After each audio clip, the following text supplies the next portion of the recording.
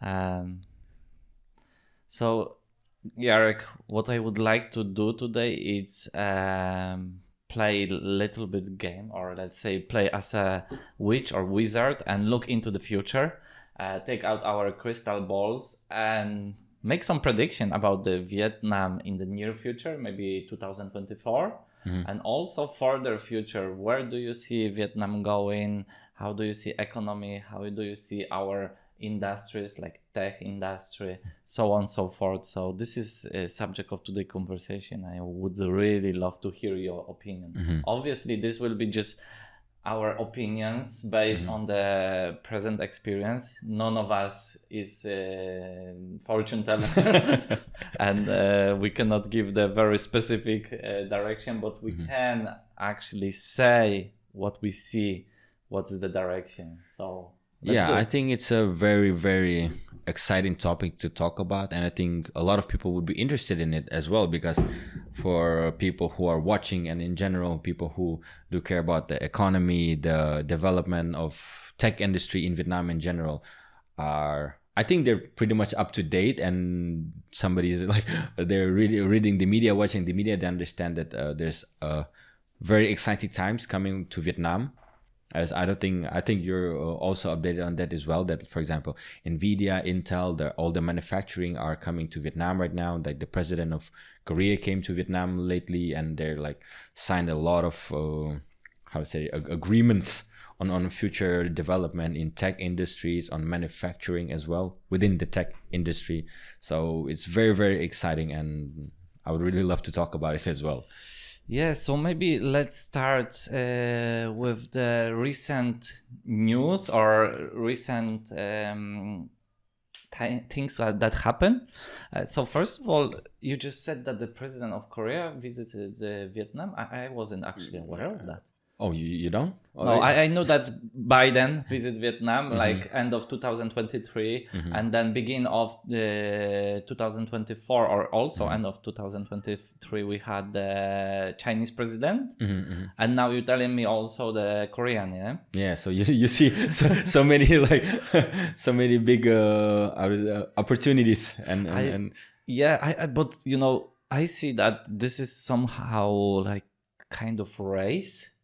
So many big companies or big world leaders coming to the Vietnam, and it starts looking like a race.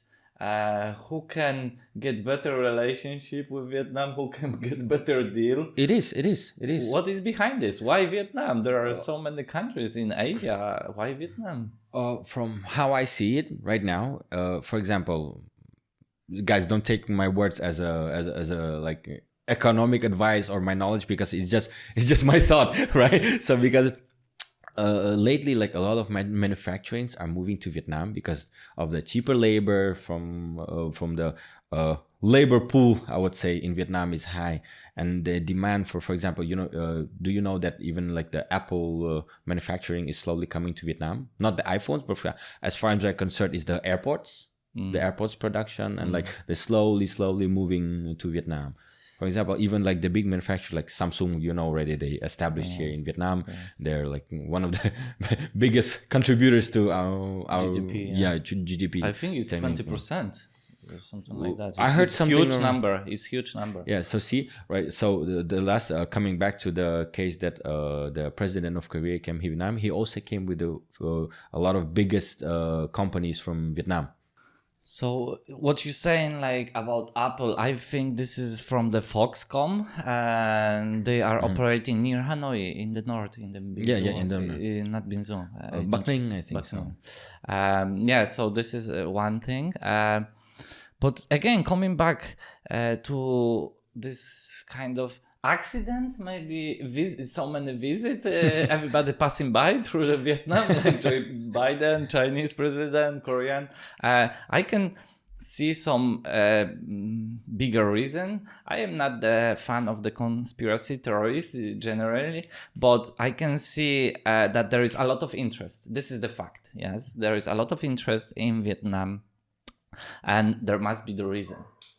If I would give my guess, it's first of all the location of Vietnam. Yes, in my opinion, and from what I see, many companies taking the Vietnam as an entry to Southeast Asia, or even more APAC region, including Japan and Australia.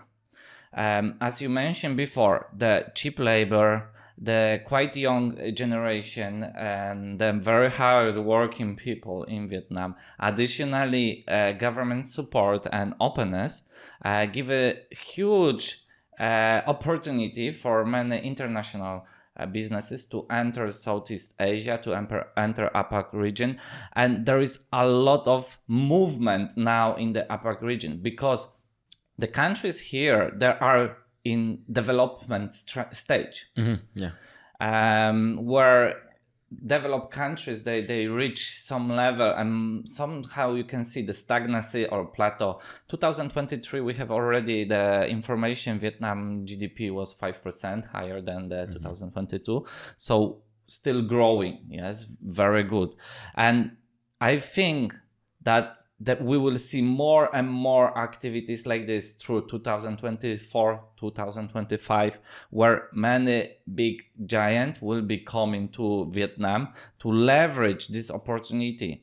First of all, setting up the factories to leverage the workforce, cheap labor, that would be the number one. Second, leverage the government support. There is a lot of support for the tech companies, like such as not paying the income tax, if I remember well. Yeah, they have zero the income benefits. tax, like for the tech companies. 4 years, I think so. 4 years, yes. And then there is no VAT for 10 years. Another thing, yes. And for normal business, for tech businesses, no VAT for 10 years. For normal businesses, it's 8%. Yeah. Where in the other countries like Europe, you go 18% is minimum.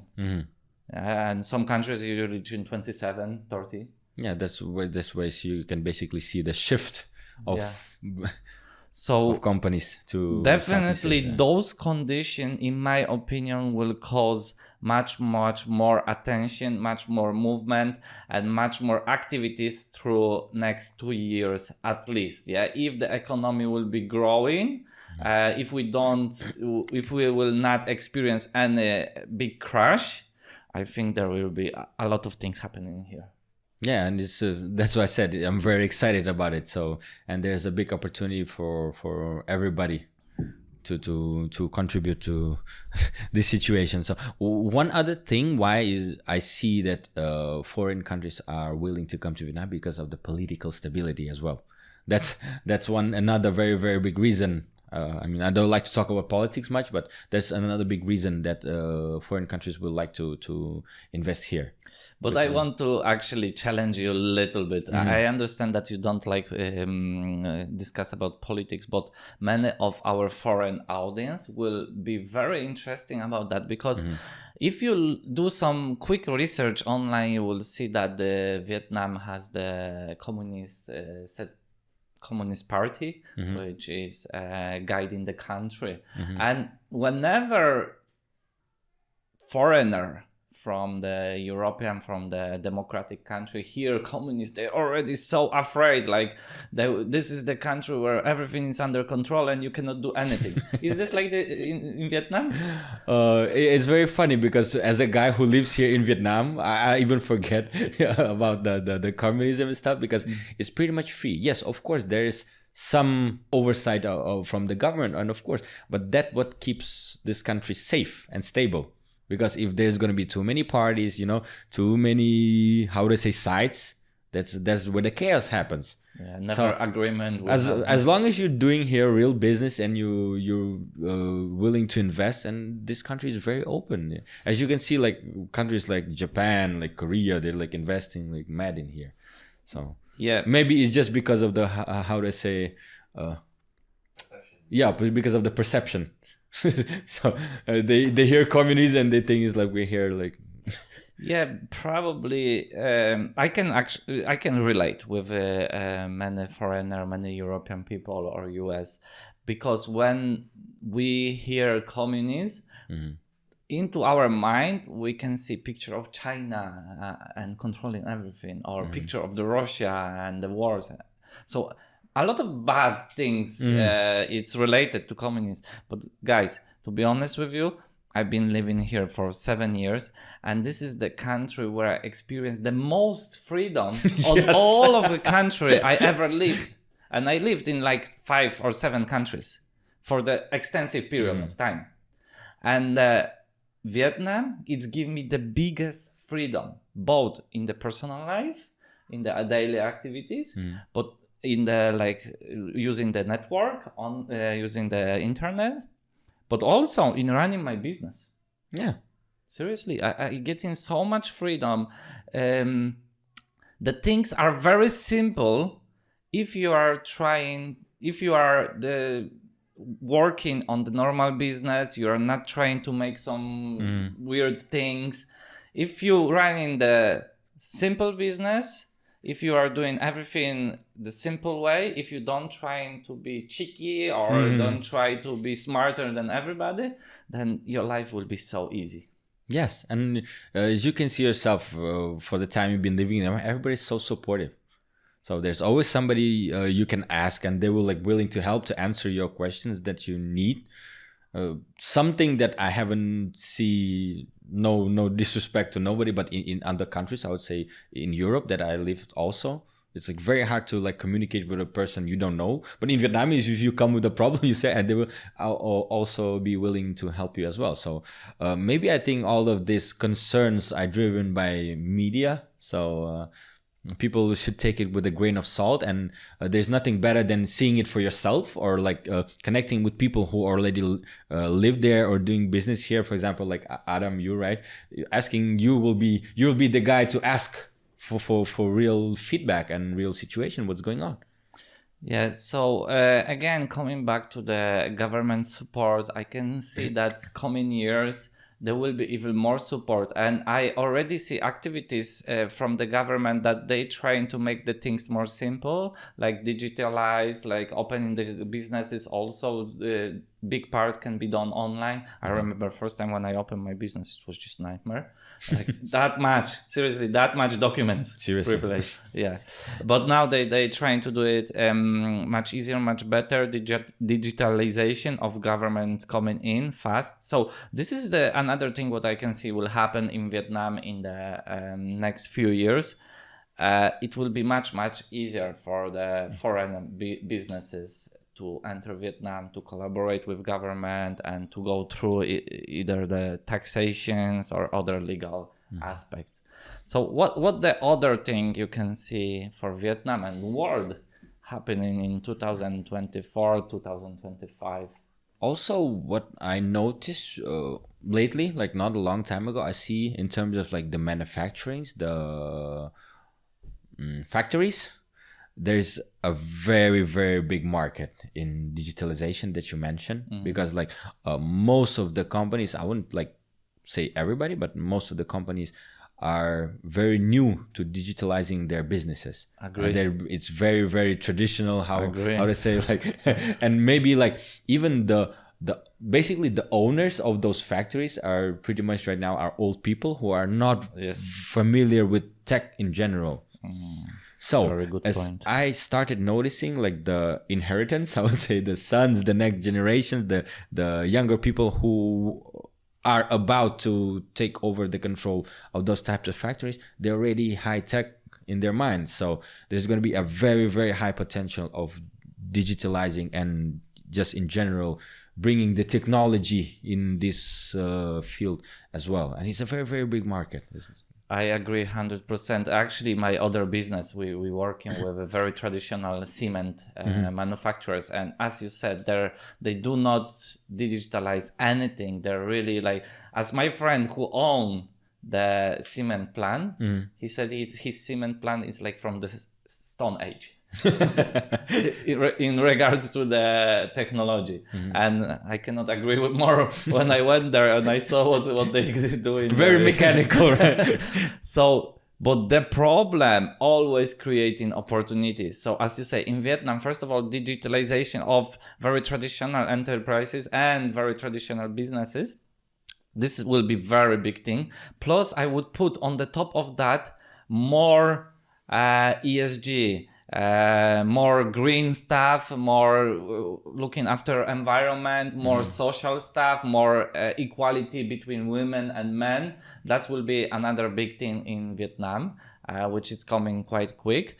And for the Europe, I would say the industry which we should observe, it's how you call it, the old folks houses, because this is the places where when people get old, the retirement house. In Ireland we call them old folks houses. Yes, so basically there are like resorts for the old people. They really fancy, at least in Ireland.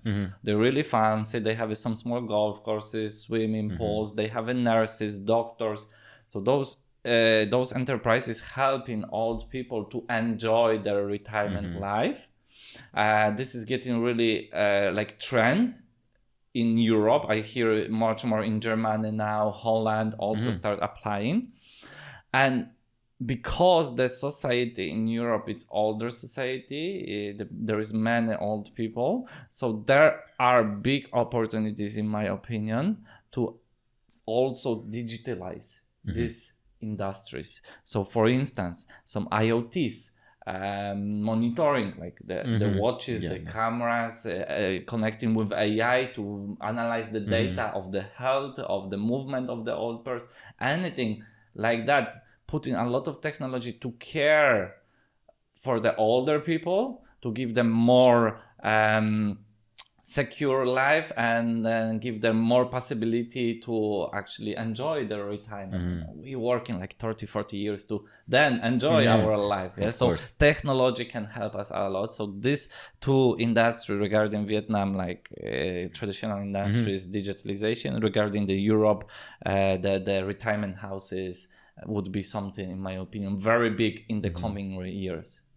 Also, one more thing that I've noticed here in Vietnam, people start understand, like, I would say 5 years ago, persuading a company to start digitalizing was something like they just won't meet you. They said, we're working here, our company works fine, we have 1,000 employees, it still works, it's not perfect, but now I can see even like the people who own those companies, in the same companies, I can come back now, they're already interested in that, because they understand, like, in terms of being competitive, if they don't go down that route of technology, they're not going to be able to sustain. And it is a fact, and everybody understands it. Like, especially like in Europe, they're like, most of the companies are already digitalized. They understand that it brings effectiveness, it brings value, a lot of value. And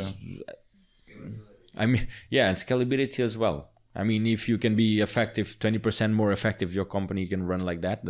Who would turn down such an offer, right? Huge improvement. Especially like with the big companies with a lot of employees as well.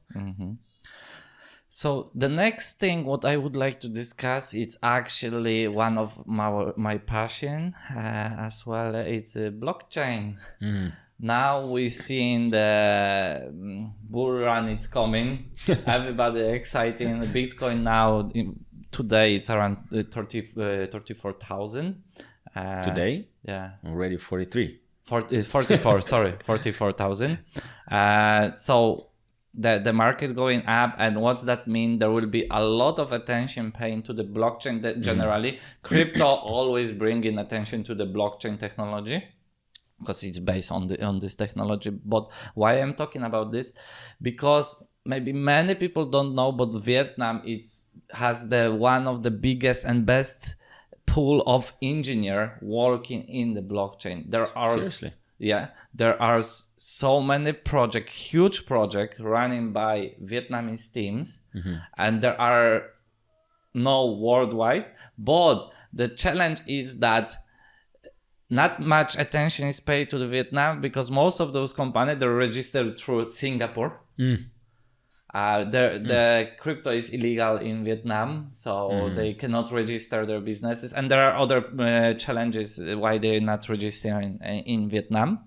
But I can see that there will be much more IT outsourcing in regards to the blockchain, focusing on the full projects building on the blockchain, either related to cryptocurrency or completely different use cases, because blockchain has 1,000 of the use cases, of course, and even more we are not aware at this moment, but like insurance, finance, I can see whenever the Bitcoin will start going up, there will be much more attention put in the blockchain, and this will bring a lot of business in terms of IT outsourcing for the companies who specialize in the blockchain. Yeah. Blockchain is always, for me, it's been like a Wild West. It's a very interesting field of study, but didn't have much time to. Yeah, and I did hear that there is a lot of Vietnamese team who doing this blockchain development. But yeah, as you mentioned, they do register it in Singapore mostly. Yes, some big projects, Axie Infinity, it's a Vietnamese project. Yeah, I heard about that. Also, again, now owned by Singaporean. And many more. When I working with my vendors here in Vietnam, so I can hear what project they are building. Those projects that are very well known around the world. Of course, there is the no disclosure agreement, and I cannot share the information. But if you consider building either blockchain project, wherever it is cryptocurrency or any other use cases, Vietnam could be also a good place to find the very good developers and with very good prices. Also, Adam, I have, I don't know if you're well versed in this. I heard like even from the government agenda, they also very like to invest in AI and develop the AI sector in Vietnam. Do you know anything about it? So yeah, AI, the trend began last year, 2023. And I think this trend will stay for long with us. Now large language models, they bring a lot of attention to the AI, and I think this will grow, unless, because there is a lot of suing the OpenAI, the New York Times and other businesses start suing the OpenAI. There is a possibility that because of that it might slow down a little bit, because large language model actually there are the fuel for AI trend. Yes, because people don't think much about the data mining and data analytics. Everybody talking about the ChatGPT and large language models, and only with this we can continue developing AI and developing the trend. How the Vietnam will react and how they will approach with AI, I'm not actually sure. What I can tell you that I belong to few business organizations where the C-level meet together, and the subject keep coming back. Everybody want to use it for their factories, for their online businesses, for their e-commerce. Everybody want to use it, and most of them, they don't know how. Yeah, I see that everybody's like AI. We need to apply AI, but like I'm a guy who's like not very inside that type of business. I don't get what they're talking about. I understand that everybody's mentioning it and everybody's talking about AI, but is it working? Are they producing something with that technology, or how does it work? And if you're somebody who's like in that field of study, please let us know in the comment section below as well. I think this will be great opportunity. I was just talking with two of my friends about the new business, that if you are expert, or if you are willing to invest a lot of time in researching about the tools which use the AI, yes, because nowadays there are a lot of tools creating. Even the OpenAI will open their now app store where you can publish their application you build, and it will be like the same like Google Store or other stores, but only based on the AI application and OpenAI, ChatGPT, and so on and so forth. So the thing is that there are 100 applications released every day. every single day. Of course. And for the busy business owner who run the company, they don't have the time to research about what application does what.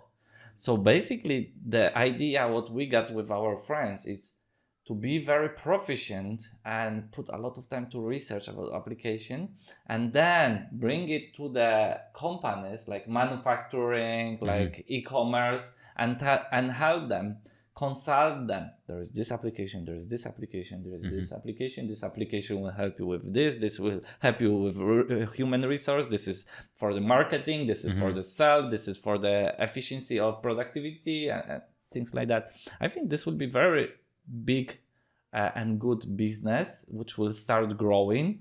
Consulting and then implementation of the existing application, because building end-to-end application already so many companies, but it's too much time. There is no point to build a full application if there is so many existing already. Yes. So other people, they do it, just take few application, implement to the company. And one more thing what I can see is about communication between AI with AI. So imagine that you have a company, and in your company you implement AI for procurement, yes, purchasing some parts, making decision, helping making decision on purchase, so on and so forth. The AI from your company will have to somehow communicate with other AIs, let's say from the supplier side. Yeah. So creating API between those two AIs, that will be also another big thing in the future, how they will be communicating together. Because they need to communicate to make it as efficient as possible. They need to communicate together. So this will be also something what might happen in the next years. And it's like everything is here like fairly new, so I think it's gonna be so much potential digging down that rabbit hole. So it's gonna be interesting. At least for I don't know what other countries, but in Vietnam I can literally sense that it's very, very, very moving very rapidly, I would say. Yeah, the next area what I would like to talk, it's semiconductors and chips, because we just had a visit of the CEO from NVIDIA. He has big talks with the biggest one in the Vietnam, biggest government official, and the pictures are all over the internet now. I don't remember his name, the CEO from NVIDIA. Jason Huang. The guy with the black jacket, Jason Huang. So it's very promising. First of all, I can see that because there was few days before that there was President Biden in Vietnam. I think that Vietnam will get the green light from US to bring the technology and start producing the semiconductor chips. I don't know what kind of chips they will be producing. It will be memory chips or logic chips. NVIDIA obviously will produce the AI and graphic chips for their client. But this is something really interesting, and I can give you guys insider news that European Union also starting looking into the Vietnam. There is the information coming from the very high level from European Union that they feel they are behind in the race. They kind of are. Yes, that's true. They a little bit are. So they request few organizations in Vietnam to, including my company, to do the research about the current condition of the market. So we supply very comprehensive market research just 2 weeks ago, 60 pages of information about the market in Vietnam and semiconductor industry. And in our conclusion, we said that we play a little bit as a fortune teller, and we said that Vietnam would be the key player in the next years in terms of the production of the technology here, such as chips. And we believe that the President Biden will give a green light, allow the Vietnam to start producing technology, because since the war finished, the Vietnam was banned. from the production of the chips, because US is controlling all the production at this moment. And so I think the last visit was also really focusing on this. Last visit of President Joe Biden was really focusing on the semiconductors, and this will be booming. Really, really high boom will be go in this direction. It's pretty much a safe bet. I would say so. Okay. Another thing what I would like to discuss is business process outsourcing, BPO, and IT outsourcing. How do you see these industries happening both in the Europe and in the Vietnam? What's the future of those industries? I would say I don't know much about from European side, but I would tell from the Vietnamese, from what I know, that for example, right now the IT outsourcing to Japan, from Vietnam to Japan, is like in a very, very high rates. I don't know. I think you know this information as well. But what I see here, the IT outsourcing, for example, why it goes in Japan very well, because they're more old-fashioned, I would say, in terms of the technology.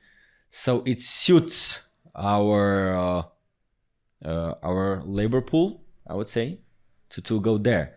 But sometimes, for example, if in EU they apply some kind of new technologies that are not very well developed in Vietnam here, so that might be an issue. But I think it's just a matter of time, because the market here is growing very rapidly and we're adapting very fast. So I think the IT outsourcing to Europe will be only growing from here.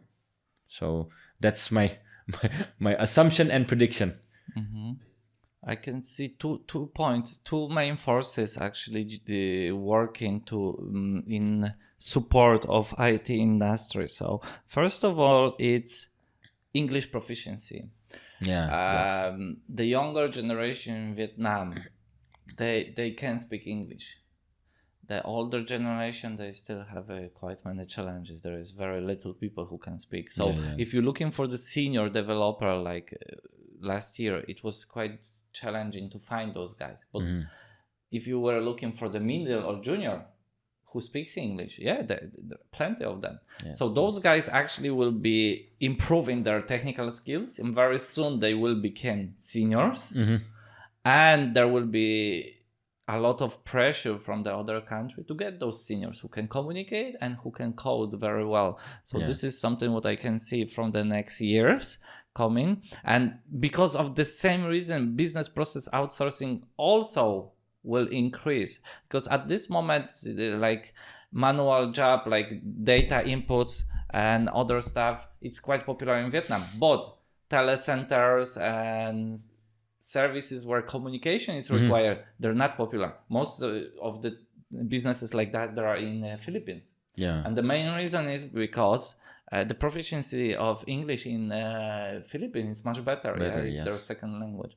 So I can see that in the coming years, when the younger generation will get more experience, they will overtake those businesses as well. There will be much more businesses coming which require communication, and Vietnamese people, they will be able to perform those activities. No, I can see that specifically Korea, like going crazy to the Vietnam market in every aspect. You know, like even like Blackpink and everybody start pushing it. And since Blackpink concert in Vietnam, everybody's starting pushing like the new type of tourism marketing, as like bringing Maroon 5, for example, to Vietnam. Katy Perry, who else? Like a lot of... Okay, in summarize, guys, I can see future optimistic. Maybe I am too optimistic. This is the entrepreneurial mind. We need to be optimistic, because if we're not, we probably give up a long time ago. But from my overly optimistic point of view, I can see that Vietnam has a huge potential, especially because it's a growing market. And the main reason is because people treat this as an entry to APAC region. And the many businesses will use this as their gate to Southeast Asia. Even gate to Japan. Like European companies, very difficult to work directly with Japan in the IT industry. They rather work with Vietnamese, and Vietnamese has very good communication with Japanese and culture alignment. So I believe that will be the leverage from Europe and US to enter Southeast Asia. Completely the same will be with Korea. Vietnamese people, they know how to work with Korean, and they have the systems and processes in place. So the European and American, they will very soon realize they can leverage this, and on the top of that, they can use cheap resources from here to even make more revenue in their businesses. So number one will be using the Vietnam as a gate to APAC region. Second, in my opinion, the biggest thing will be semiconductor industry and begin of the starting the factories in building the whole technology in Vietnam. I think it might kick off maybe 2025 already. And then the last big thing what I can see, it's IT industry, blockchain, and increasing proficiency in the English. This will bring much more businesses from the Europe, where they at this moment, because there is the condition financial, the market is not great. So I can see a lot of cutting headcounts in the Europe and US, and they need to change they need to actually find this new location. So the Vietnam is one of the locations when they will be targeting, and actually they're already targeting for the workforce to do IT outsourcing, to do BPO and other services to just help them run their business. So that would be the three main trends for the coming years for 2024 and 2025. I also see as Vietnam itself understanding that it's a up and growing economy in general, they are willing to be more open-minded to help the businesses coming here to Vietnam in like just establishing their companies here, and in terms of like even the legal parts, like they're working very hard into making it a lot easier for the foreign companies to come here to Vietnam. So that might be a benefit for people who are looking for opportunities of investments or doing business here in Vietnam. So I think there's a lot of potential. I'm very optimistic about this, because yes, there are some challenges within the market right now in general throughout the world, but Vietnam is working. You can feel it, you can see it actually, that they're working very hard of bringing the foreign companies here to Vietnam, on supporting them as well, giving them the best platform to work on. And so far it seems very good. So the future will tell, right? In a few years it will be very, but then everybody who's maybe listening here also have to be cautious when you have to start now. Right? Not only like wait for when it's already good, because otherwise the people who started first, they're going to have the advantage over you. So exactly. Do your research, see what's interesting, because there's so much potential to work on. I mean, we can discuss like the whole day about it, like of what we can do here, especially if you're guys who are abroad, like from Europe or other countries. Like if you don't know who to contact, there's always people who can support. For example, like Adam, right? You're basically the bridge to the knowledge for people who are new and who are interested in discovering just the market itself. I'm not even saying starting the business in general, but just at least just getting some knowledge of what's going on, how it's going to be, right? What are the challenges? Because there are always challenges as well. What is the potential of like, should you do it or not in general? Like there's always people who can help you with this. So be a little bit more open-minded and a little bit more proactive about it. So that would be great as well. I really like your approach. Like we, obviously both of us agreeing that there is a big potential in Vietnam. You went one step further. So how we supposed to prepare to enter the market? How we supposed to leverage this opportunity? Great thing what you're saying. Connect, learn, do your research. Connect with the people who can help you, like you or many other organizations in Vietnam who can support, and then arm in the knowledge, in the good network, you can just enter and leverage the opportunity. And also, like, sometimes people, that's maybe not related to business, but sometimes people do tend to be a little bit defensive. What I learned from myself is just be a little bit more open-minded, be transparent, and give your expertise to other people as well. I don't think there's nothing to hide here, and like be more open to opportunities as well. So that's how we all grow. Yep. So that's our predictions. I know sometimes we were a little bit off the subject, but talking about economy, it's really interesting, and we cannot just focus on the one small part. Yes, because it's all economy is so interconnected. With everything. But I'm sure that our audience can get some value from this, and we're looking forward to hear and see your prediction, where we are going. I'm very curious about where is the Western countries going, Europe, US. I've been here now in Vietnam for 7 years, so not really update with everything in Europe. So guys, if we have any European audience, please drop us a comment below to explain us where you see the future of the Europe in 1 or 2 years. Yeah, that would be great. Thank you.